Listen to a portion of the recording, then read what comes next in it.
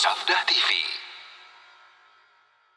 Kata beliau, wal maksud annal ilma billah aslu kullu ilmin wa huwa aslu ilmil abdi bisa'adatihi wa kamalihi wa masalihi dunyahu wa akhiratihi. Maksudnya adalah bahwa ilmu tentang Allah adalah pokok segala macam ilmu, di mana ia adalah merupakan pokok ilmu seorang hamba terhadap kebahagiaan dirinya, kesempurnaan dirinya, kemaslahatan dunia dan akhiratnya, itu dengan mengenal Allah Subhanahu wa ta'ala. Walaupun dia ilmu dunianya hebat, Pak, tapi kalau dia tidak mengenal Allah, antum lihat, dia tidak mengenal tentang maslahat dirinya. Ada yang Masya Allah ya, jenius dia, berilmu dia tentang dunia, ilmu matematiknya hebat, Pak, tapi karena dia tidak kenal Allah, dia tidak peduli halal dan haram. Ya. Karena dia tidak mengenal Allah Subhanahu wa ta'ala, akhirnya dia bagaikan binatang ternak dungu, tidak tahu hakikat kemaslahatan yang hakiki buat dirinya. Dia menganggap kebahagiaan itu hanya dengan harta, dia menganggap kemuliaan itu hanya dengan kedudukan, dia menganggap kesempurnaan itu adalah dengan kekayaan. Ternyata itu semua semu. Padahal hakikat kebahagiaan ya adalah dengan mengenal Allah Subhanahu wa ta'ala. Ikhwatul Islam, saudaraku sekalian. Itu perkataan Ibnu Qayyim dalam kitab Miftah dari Sa'adah di jilid 1 halaman 86.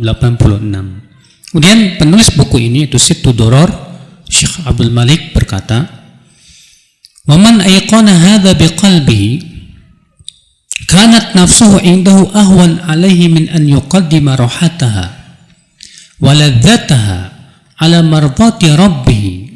Hadza fi ma'rifatihi qadra nafsihi." Siapa yang yakin ini dengan hatinya, ya, kanat nafsuhu indahu ahwan alaihi min an yuqaddima rahataha wa ladzataha ala mardati rabbih. Orang yang yakin ya terhadap masalah ini, yaitu bahwa ilmu tentang Allah adalah sumber berbagai macam ilmu, maka dia akan menganggap ya bahwa mendahulukan syahwatnya, kelezatan dunianya itu hina, Pak, dibandingkan mendahulukan keridhaan Rabb-nya.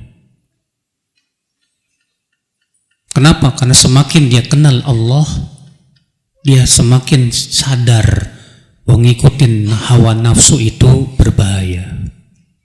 Semakin kenal Allah, semakin sadar mengikuti syahwat itu hanya akan membahayakan hidupnya.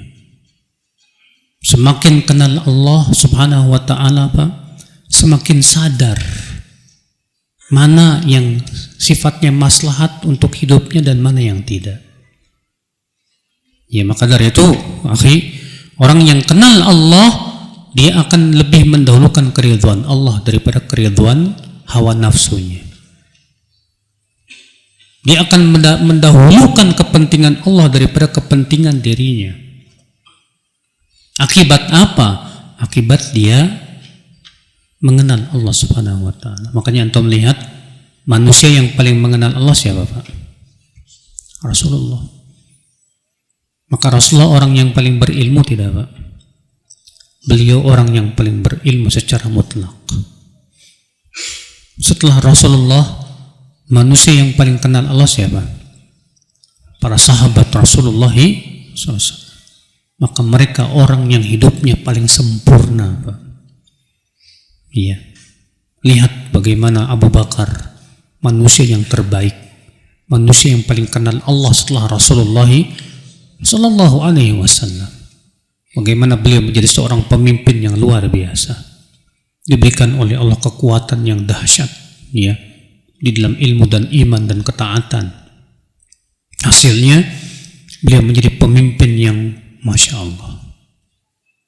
Lihat Umar bin Khattab, ketakwaannya, waraknya, pengenalannya beliau kepada Allah yang luar biasa. Hasilnya beliau menjadi pemimpin yang ditakuti dunia. Sampai-sampai Persia dan Romawi pun takluk di hadapannya. Padahal Umar tidak pernah sekolah S2, S3, S-teler dan yang lainnya. Tapi Umar kenal Allah.